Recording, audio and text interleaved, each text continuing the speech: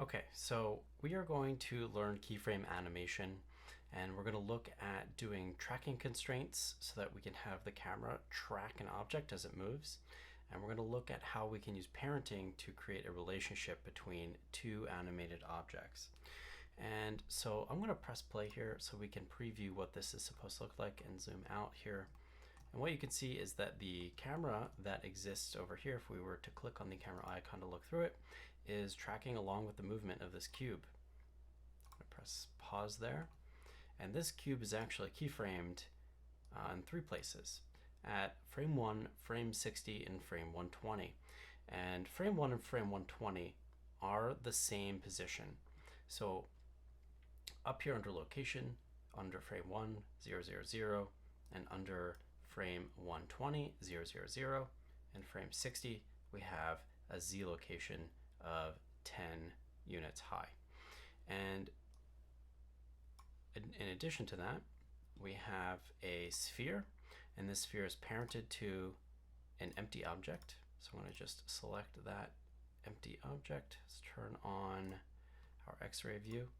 And so there we go. I can click and select that empty, and we can see that that empty is keyframed at 1 and 120. And here in 120, I have 760 degrees, which is 2 full rotations. And then you can see here, there is a line that is connecting the sphere to the axes, and that indicates that there's a parent relationship.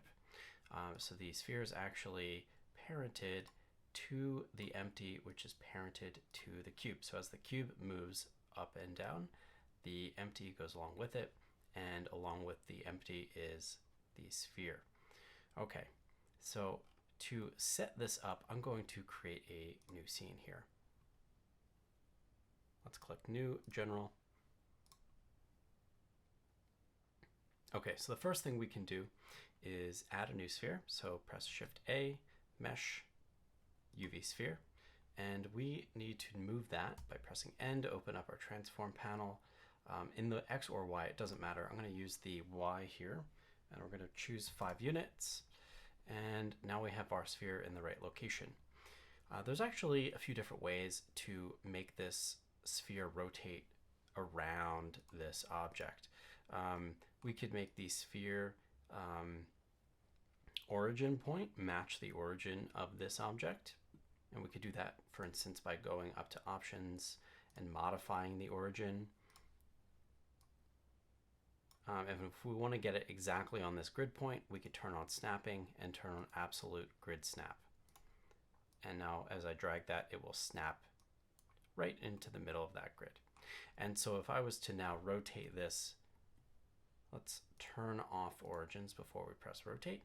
And now if I press R to rotate, you can see it's rotating around that origin point. The downside here is if I go to scale that, it's not going to scale properly in all dimensions. And so I want to make sure that I have the ability to scale this separately. So I'm going to actually put that back where I had it. If I go to Object, Set Origin, Origin to Geometry, I can move that origin back to the center of the geometry. All right, so the third thing I need to create, Shift A down to empty and just choose plane axis. It doesn't really matter which one you choose. What we can do is parent the sphere to that axis. I'm going to turn on X-ray view so I can select it. So Shift Select, and with that axis active, I can now parent this object to that one. So if I press Command P, we can choose Object, Keep Transform. And now what will happen is in the outliner, you can see the sphere is now underneath the empty. And one of the things that we want to do is actually track that empty's position to this cube. There's many ways to do that. We're going to use a parent method to do that. But first we're going to animate this cube. Okay, here at frame 1, we know that we want a keyframe at 0, 0, 0. So a keyframe is essentially saying at this point in time on this frame, in this point in space, we want to essentially make it known that this object will be here. So I can just press I to insert a keyframe for frame 1 at 0, 0, 0. And the way I do that is just by hovering the mouse over and pressing I. The other thing I can do is press I here in the middle of the viewport, and then I can choose which property I want to add a keyframe for. So you can do all at once if you just press I and then go to location, rotation, and scale. I prefer to just do it this way so I can see what I'm doing. The other thing to notice is that we actually have too many keyframes. So we're supposed to have 120 for this animation. So I'm going to type 120 here in the end, and then that will give us 120 frames. Okay, so if I want this object to start here at 0, 0, 0 and end at 0, 0, 0, I know that I can move this to frame 120 and then just press I with it in the same place. And you'll notice that it's keyframed and there's an orange line that shows up, and basically that indicates that no movement is happening. If we go to frame 60 and I was to go to this the Z axis here and just press 10, if I zoom out, you can see that this cube is now moved vertically 10, but if I was to move this play handle, it goes back to 0, and that's because it's keyframed. So if I want to preserve it at 10 units in the Z-axis, I would then have to keyframe that position. So if I go back here, hover, press I, it adds that keyframe. I can also right-click, and if I undo that, if I right-click and do Insert Keyframes, it will do the exact same thing as pressing I. So there's many ways to add keyframes, as you can see. But now what we have, if I play this back, is this cube moving up and then back down. So to control the speed and the rate that launches off the ground here, we're going to have to use the graph editor. So if I switch this editor panel to the graph editor, which is under the animation category, you can see a graph representation of that object's location in space over time. So these are the keyframes here at the top, and these are the units of translation on the left. So this blue curve represents its Z location. There's also the X and Y, but those are down here at the bottom, essentially not changing. So I can actually lock these and or just turn off their visibility so I don't accidentally select those while I'm working in the graph editor. So one thing to notice is that this is called a Bezier handle. And so if I just click on one side of the handle and press G, I can actually change the shape of these curves. You want to be careful to never have your handle create a curve above your keyframe. Because I set this keyframe specifically at 10, I don't really want it deciding on its own how high to make this object. So whenever you do animation, make sure that your handles aren't essentially creating a curve above the keyframe. Okay, so if I was to change this so that instead of it slowly moving in and slowly moving out, that's called easing. So this is an ease out and an ease in. I can actually break the Bezier curve so that these handles aren't perfectly straight across. So I can select this, I can go to key, and then we can go to handle type, and I can say free. And that basically frees me for the ability to choose what happens to these handles on either side of the keyframe. So let's say I bring this down here. This essentially will move very, very slowly until it gets to frame 40, and then it will quickly change height. It'll quickly change value in the Z-axis. So that is an ease out. Okay, so I'm just going to zoom out so we can see what happens here. So it's slowly, and then it's shooting up. And then it's got the original curve here that was automatically generated. So I'm going to bring this down. So let's just take a look at what that looks like. So now it's basically hitting a ceiling and bouncing back down, or at least that's the visual effect we get by modifying the curves in this way.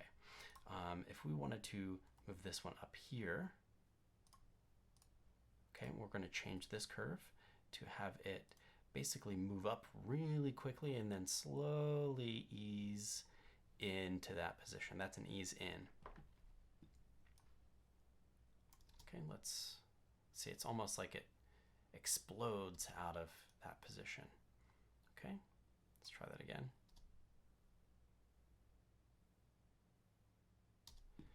And what we can do is just bring this one over here. Right, so this is actually doing the same thing. It's changing a lot of its height really quickly, but then slowly easing in. Okay, so this is an ease in, even though it doesn't look like the same type of curve. All right, so I'm going to play this from the beginning. Right, and so we could maybe dial that in a little bit so it's not quite so dramatic. All right.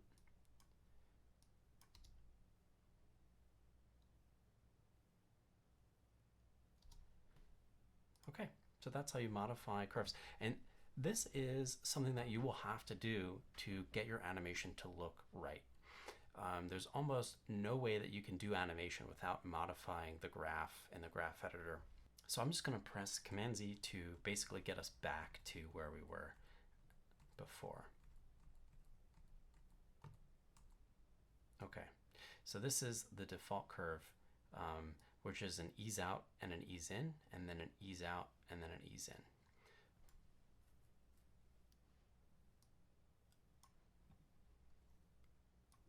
Okay, so as we play this back, what we notice is that our sphere is not following that. So in order to make that happen, we're going to go back to frame 1. I'm going to click on empty, and then I'm going to shift select cube. So now the cube is selected second, and then I press Command P, keep transform. So the object keep transform option is what you want. And if we open up cube, if we've done this properly, you'll see an empty, and then underneath the empty, you'll see a sphere. Okay, now let's play this back by pressing spacebar. Zoom out here. You can see that this sphere is following along with the cube. However, it's not rotating. So in order to get it to rotate, you might think that you come over here to the cube and then you dial up the rotation value, but what you'll see is that it's rotating around its origin. Remember, we talked about that before. The origin is right in the middle, and if we moved it over, we would complicate what we could then later do with this object.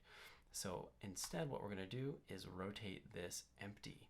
And so if you notice, when I increase the degrees here, it's going to rotate that sphere. So if I press I at 0, 0, 0, you can see that it puts a keyframe here under rotation at 0, 0, 0. And then if I go to 120, we know that we want it to rotate 2 full rotations. So if I was to bring up the calculator, if we do 2 times 1 full rotation in degrees is 360. So if we do 360 times 2, we get 720. So now I can go into my Z axis for rotation and type 720, and we press I to insert a keyframe. And now we've got a keyframe here at frame 120. So if we jump back to our timeline, you can see that's what it looks like here. And so if we just scrub using dragging that play handle here and zoom out so we can see it, you can see that it's working.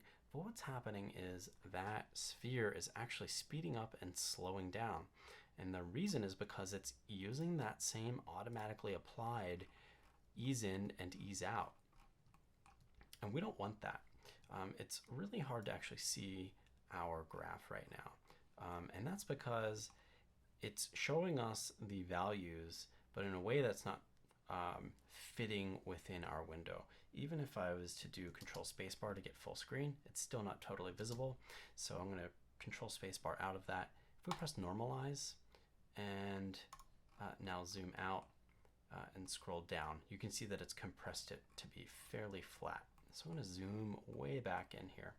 And if you're having trouble finding it, you can look on the left to see which direction 0 is. The other thing you could do is select Z Euler rotation, and then you can do view, and there should be a frame selected option. So you can do frame selected or frame all. Okay, frame all is actually a pretty good option as well. So I am going to select both of these, and So we can see that we've got these Bezier handles creating this smooth curve. That's good for maybe what our cube is doing to do easing, but we actually want our sphere to seamlessly rotate. So it has to move at a constant speed. And in order to get it to move at that constant speed, we need to go and change the interpolation mode to remove these Beziers. We want to do something called a linear interpolation mode. And so we're going to go down to interpolation mode under the key menu item and go to linear. And basically what this says is that interpret the frames between the keyframes as if they were changing at a linear rate.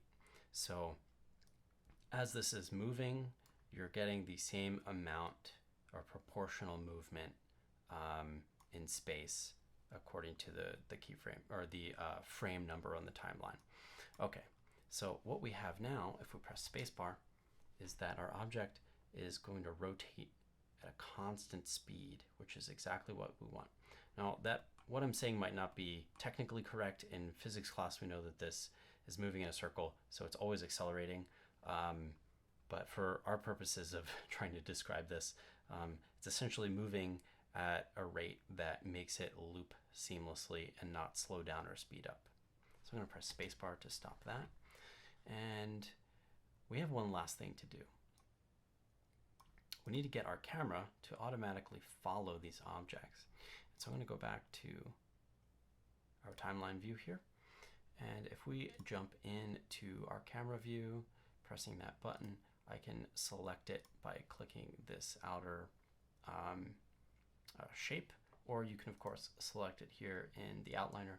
But if we come down to the constraint tab on the bottom area, you can see that there's add object constraint, and then we're going to track to constraint for the camera. So what that does is it adds a modifier or a constraint modifier that will allow us to target an object. So if I click on this sphere, for instance, now our camera is looking at the sphere, and it's looking at the sphere as it moves.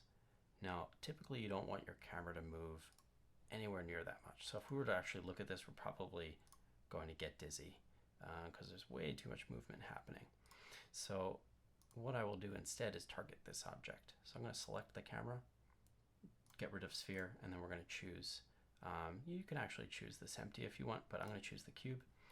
And we're going to zoom out by going to view, lock the camera to the view, press N to collapse that, zoom out.